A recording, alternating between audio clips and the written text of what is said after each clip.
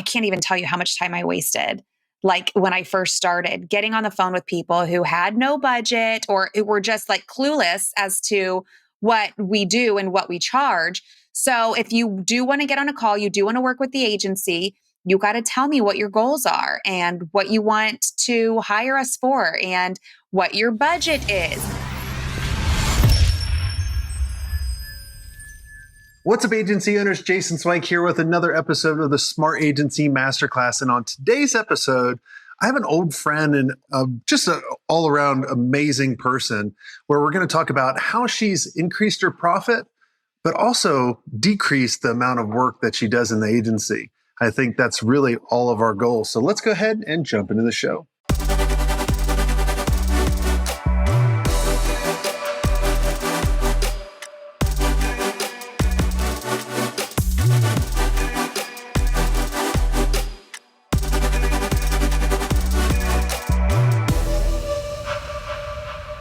Hey, Christina, welcome to the show.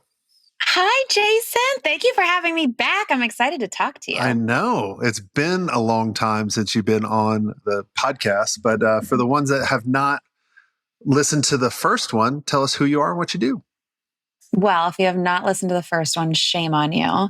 I am a former TV reporter and anchor, got tired of standing in a hurricane for 12 hours straight and outside of a crime scene. So got into PR like a lot of people in journalism do, worked at an agency for 6 months, had the worst boss ever, and then became what I called a professional freelancer before slowly growing a team and building an agency. So we get people exposure in the media without spending any money on ads.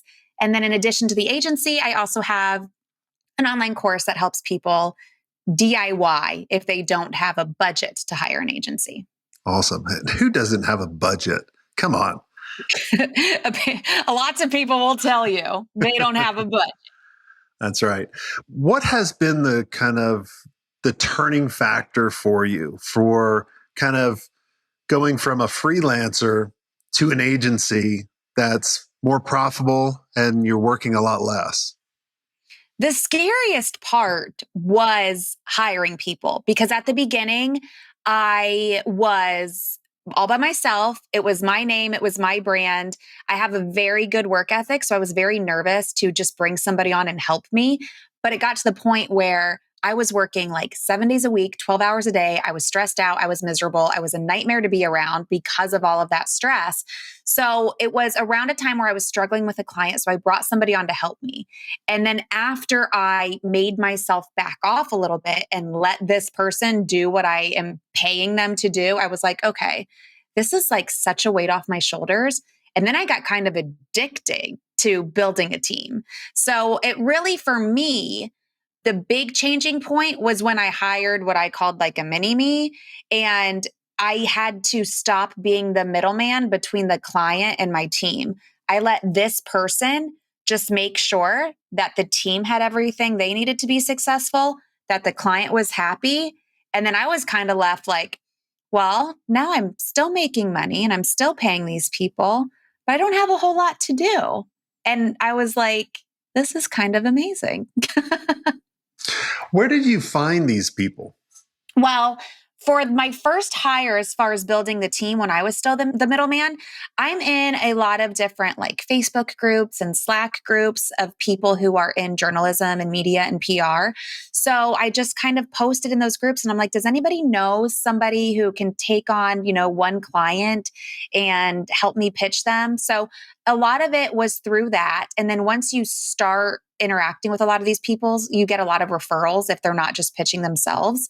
And it's funny because I was thinking like, okay, at the time I didn't know I was looking for a director of operations. I didn't know like that's what I would call this person, but I wanted somebody like that to just kind of be my mini me. And I was going to put out an ad and post in these groups. I wanted them to know a little bit about PR in the news industry. And somebody said, well, why don't you just post it on like your personal Facebook? And I was like, okay, I guess I will. And then this person who came from news and who I worked with at that agency for 6 months was like, oh, this sounds like something I would be perfect for. Because in addition to having that experience and just knowing how the industry worked, she is somebody who is very organized, which is perfect for somebody who's going to basically run your business. And she's also somebody who doesn't care what other people think. So she has no problem like letting somebody on the team know when they're slacking. She has no problem setting expectations with clients. So like those are amazing soft skills to have when you're looking for somebody to basically run your business and manage your team. So I was shocked to like find her in like my personal network because I never even thought of her, but she's like perfect. I tell her all the time, if you ever left me, I would just like get rid of this agency because you literally, I tell her you're my boss and you do everything and you run the show. What was the role that you kind of transformed into? Like, I kind of know the story, and you're a little different than almost everyone else because a lot of people, when their job kind of gets replaced for the things we used to do, we get depressed. You were like, hell yeah. Like, like really, I want to be needed and, you know, all this. And you're like, hell, like take it. So what is your role now within the agency? What are you doing on an ongoing basis to grow it? Well, when I first started with this team and this director of operations, I had to tell her, like, tell me to back off. Like, emails would come in and I would respond before she could. And I was like, okay, I need to stop checking my email. I need to trust she's on it. And I told her, like, you need to tell me to stop. And I think that's a problem a lot of business owners have because A, they're so used to doing it themselves. And B, you think, oh, it's just one email, I'll just reply real quick. It's just faster and easier if I just do it now. But you're like setting the tone for the future and you're defeating the purpose of bringing on a team. So once I backed off, I decided, I looked at how I got all of my clients. I have a spreadsheet and these are all my past and present clients. And I'm like, how did I get them? How did they come to me? And say the sales portion of being a business owner, yes, it's something that like we're the best at because we are the business owner, but I don't enjoy doing it. And I have tried hiring some people before and it just never really worked out too well. And then looking at how I got these clients, most of them came to me through organic marketing. Maybe they listen to my podcast, maybe they hear me on this podcast, or they follow me on LinkedIn. So I said, okay, well, now I just need to be creating more content. Like I love creating content. So I'm going to spend my free time building my newsletter, recording my podcast, creating content for social media. So that is how I spent most of my days and how I do spend most of my time because that is what I use to get leads that will eventually translate into clients. So in a way, I'm still doing sales, but I'm doing more of the organic lead gen, the inbound stuff. And then when I do have somebody who's interested, I learned this from you, Jason Swenk, to pre-qualify them before you even waste your time on a call or a proposal. I can't even tell you how much time I wasted. Like when I first started getting on the phone with people who had no budget or who were just like clueless as to what we do and what we charge. So if you do want to get on a call, you do want to work with the agency, you got to tell me what your goals are and what you want to hire us for and what your budget is. And then based on that, I will either send you to a team member to talk to. I don't handle those conversations anymore. Plus, my team is in the weeds of this stuff all day, every day. So you're going to have a better conversation with them than you are with me anyway. I mean, I'm pretty good at those conversations. I just don't want to do them anymore. I would rather you talk to a team member who's actually going to be your point of contact while you're working with them. I just feel like it's almost like I hear so many horror stories of people who are like, oh, well, I talked to this person and they sold me. And then I started working with this agency and all these people kept popping up and I didn't know who the hell they were. Like the onboarding process is a bit of a cluster and you have all these people you're working with and like every other day it's a new person. So I try to avoid that like right off the bat. So I send the sales call to somebody on my team and I just go back to creating my content. There you go. One of the things that I've found is, and this will help a lot of people listening to it, is yes, I agree. The owner, let's figure out why the owner is always the best salesperson. It's because we know all the stories in our head. that we can relate. They're like, oh, Christina, you always struggled with, chatting with all these prospects, the wrong prospects, because we didn't get the budget. We didn't have the sales system. And like I could tell that story. What I found is, and for everyone listening that's doing sales, all the sales right now, think of when you bring on a salesperson, give them one story every week to remember on a problem, and include them on all the conversations too going forward with client meetings. They'll start to develop their own stories. And actually, what I found is they become way better than you ever could. And that's what I found. Now, my question for you is, you're creating all this content, right? Like we just launched this book around attracting your perfect client. And one of the things is the agency owner needs to transform to, creating content, being the face of the organization, which you do an amazing job. Everyone check out the podcast and everything that you do. But a lot of people are held back from doing that because they think that when they come to you, that you're going to have to do everything and they don't want to be handed off. So how do you, I know you said you kind of passed that sales, but how do you do that in a nice way where the client's like, yes, thank you for passing me off? Yes, this is something I think you and I have talked about too in the past. I think it's very important to set expectations early. We just signed a client. She's an amazing woman, has a food blog, gets 8 million visitors a month, has food products. Like, she's fabulous. She reached out to me directly and she found me through a Google search. So I'm like, ooh, I have some kind of good SEO working for me because you found me on Google. But she found me, she reached out and she asked point blank, will I be working with you? And I was like, no, you won't be.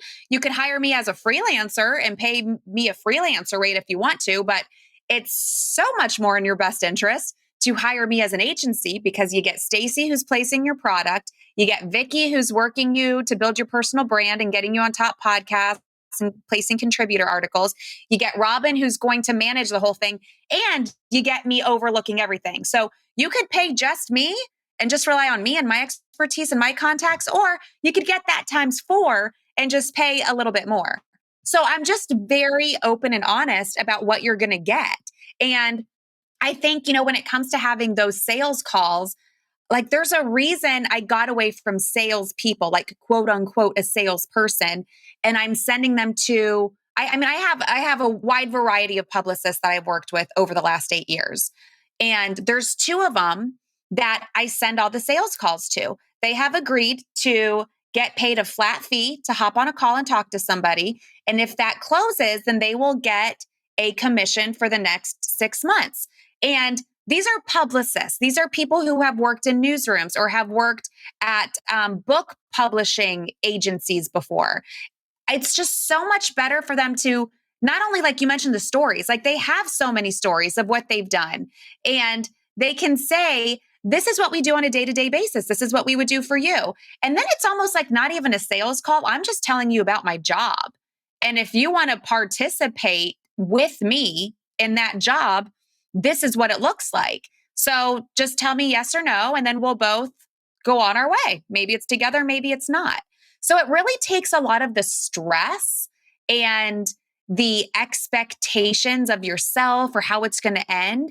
And because I have these potential clients fill out that form on my website beforehand, we already know about their brand. We already know about their goals. So we do a little bit of pre-work. So we go on to these calls knowing a little bit about what we're going to talk about, how we can help them. And then those stories, like we have so many, because again, I'm not necessarily dealing with a quote unquote salesperson, but somebody who is going to work with them day in and day out.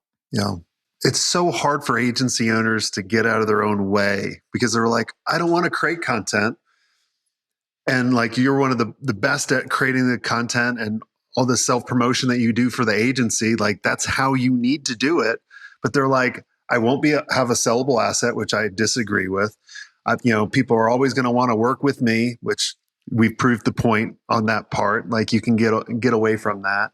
It's just there's too many pluses and not enough minuses for all of you to do that. So I hope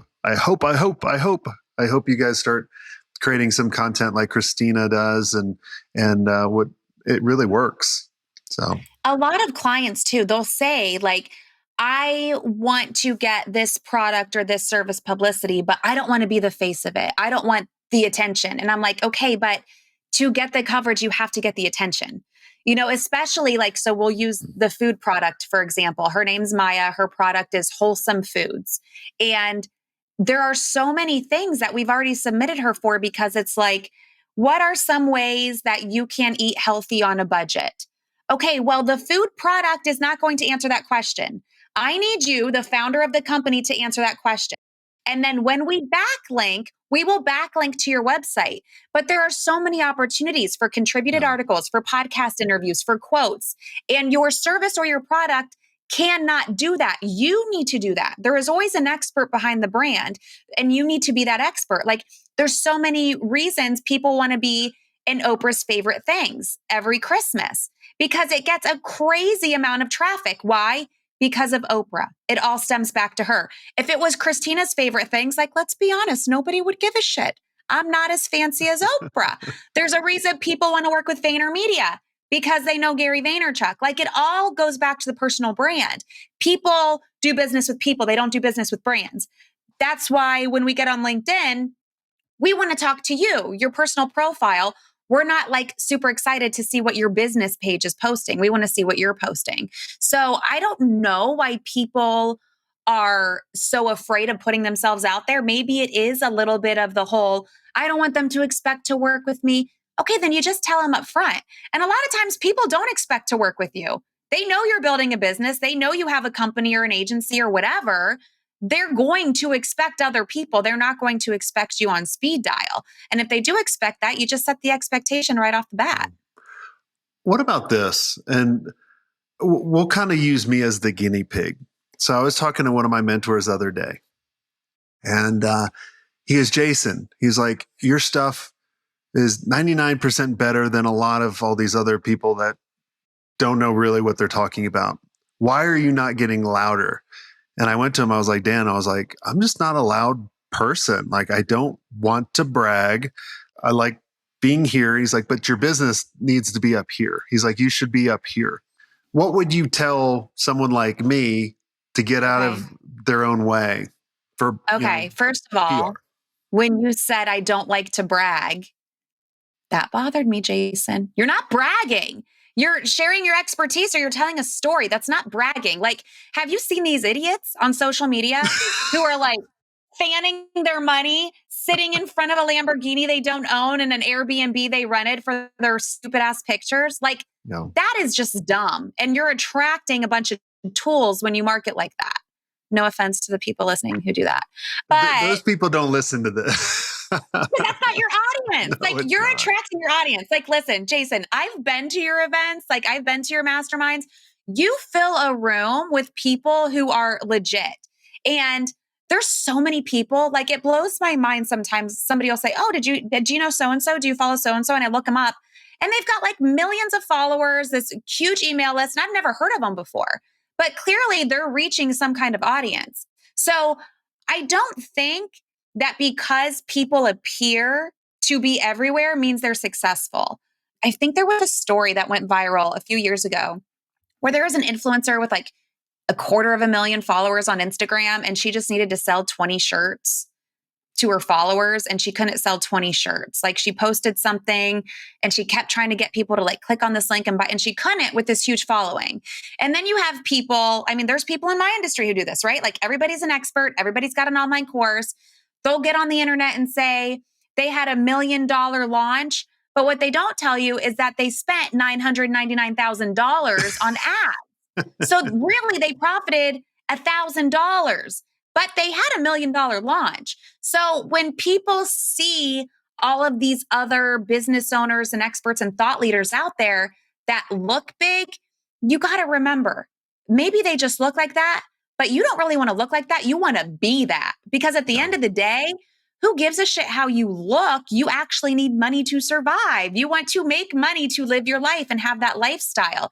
And there's so many like tricks now, especially in my industry. There's the pay to play stuff. There's join the Forbes Coaches Council.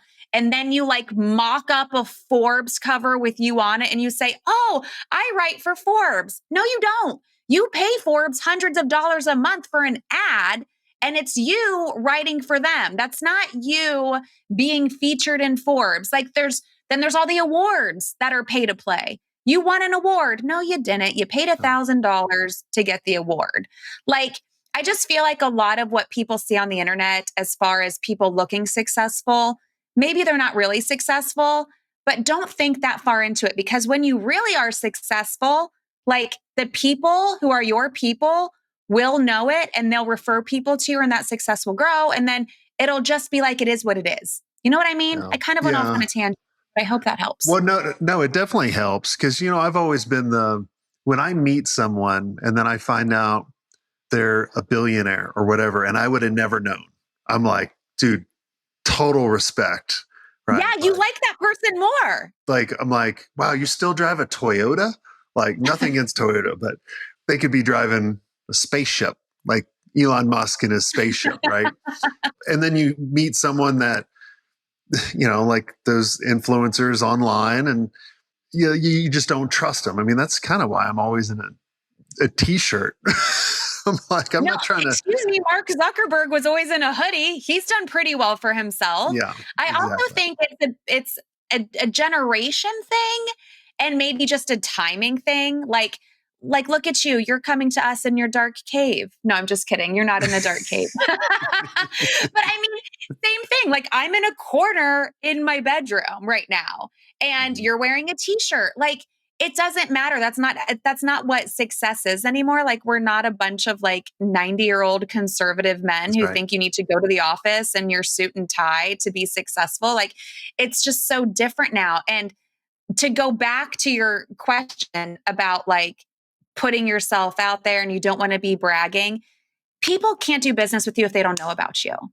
And you have to be known to get a lead, to get that attention, to get the lead, to translate it into some kind of sale. Like, there's no way around it. So if this is a hurdle for you for whatever reason, you got to get over it, or you're not going to do very well in business. Like, I just really don't know any other way around it.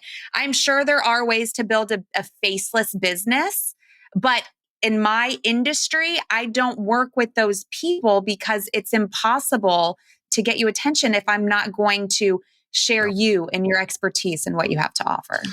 I was looking on your website right before, and you had a podcast interview about why you should not pay a PR company for guaranteed placement. I'll cover that really quick because I find that interesting. God. Really quick? Well, I mean, you don't have to go quick. Gonna get me started? Okay, well, there's two different kinds of pay for placement. I wound up the Christina doll. Yep, here she goes. There's the idiots who slide into your DMs saying, oh, I can guarantee you placement in Forbes and this and that and blah, blah, blah. They do it to me too. They email me and they send me these messages on Instagram, and I'm like, did you read my bio? Did you look at my website? First of all, those people, you can't pay for coverage that is earned. If you are giving anybody money for coverage, that is an advertisement. And if you are going to pay somebody for an ad, you better make sure that they work at that place they are selling an ad for. And you should request their media kit because you want to know who you're going to reach and what kind of impressions you're going to get and what kind of engagement you'll receive. That's not PR. What PR is paying somebody to pitch you to a variety of places to earn placement. Okay, so that's a whole different shady thing. In that podcast, what I was referring to was pay for placement. There are, I use PR agency in quotes, PR agencies who will say, you tell us where you want to be, and then you don't have to pay us until we get you there. So it's like Jason saying, I want to be in Inc. magazine. I mean, maybe you'll give me like 10 different media outlets you want to be in. And instead of me just charging my monthly retainer to pitch you and build your brand, you say, no, I'm just going to pay you when you get me there. This causes so many problems for so many reasons. And I'll share a couple of examples on why. I got the founders of a fitness app in the Washington Post. A producer for the Today Show saw that coverage and then contacted them to be on the Today Show. So I was not included in that equation. Is it good for the client? Sure, because they got on the Today Show in their eyes without me because it came from the Washington Post. But I still consider that a media hit for me because one, that's how the media works. When people in the news industry see a story in one place and they like it, they're going to do it differently on their own platform. So like, that's just one reason why it doesn't work. But if I get you an Inc. magazine and then you pay me because I got you an Inc. magazine, that is essentially you paying me for an ad in Inc. And that is against Federal Trade Commission guidelines. This is something that if Inc. ever found out, they would take down the article. I would never be able to write for them again. That's just not how it works. You pay for the person's time and expertise to pitch you, to build your brand, to get you backlinks in places, to get your product placed in these certain outlets, to get you interviewed on podcasts with this audience. Yes, you can have your specific goals, but even if you do that, first of all, it's a hard thing to price, right? Like the Today Show may be worth a lot to a woman who has a lifestyle product versus somebody like you, Jason, where there's a lot of people who watch the Today Show who don't have an agency. Most people who watch the Today Show don't. So you both are going to get totally different ROI from something like that. So even though it's the same outlet, it's hard to price. And then just the way the industry works, for you to build a brand, for you to always be top of mind, get those referrals, you have to be earning a variety of media in a variety of places over a period of time. It's not just, oh, I want these 3 big ones and I'll call it a day. Because guess what? You'll get those 3 big ones and nothing will happen. Or maybe something will happen for a couple of days and then nothing will happen again. Like you're a flash in the pan. Like think of how the media industry works. It's so quick. This is something you have to be consistent with over time. It's like podcasting. You can't release one episode and be like, yes, I did it. I have all these followers. They all listen to my podcast. You got to keep doing it weekly for years and years and years to build a brand, to build an audience. Was that quick enough? No, it was perfect. I could go on, but I'll stop. I was like, oh, wind up. So, well, this has all been amazing, Christina. Is there anything I didn't ask you that you think would benefit the listeners? I think the biggest mistake people make is it's a myth that I'm not big enough. I don't have a big enough team. I'm not making enough money, because they see these people being featured in the media and they think they need that to be featured because that's the perception they have. And the truth of the matter is I've gotten people huge coverage who are making no money, who have no team. It's just their side hustle. I promise you, I sat on the other side of receiving these pitches. Nobody cares how big your business is. Nobody cares how much money you're making. Nobody cares about your team. It's if you can help us tell a story that our audience will enjoy, then we're going to do that. The only time the size of your business matters is if we're doing a financial story on the freaking size of your business. Like literally, that's the only time it matters. And then if you want to hear me rant more, you can check out my podcast, Become a Media Maven, and that episode that Jason referred to.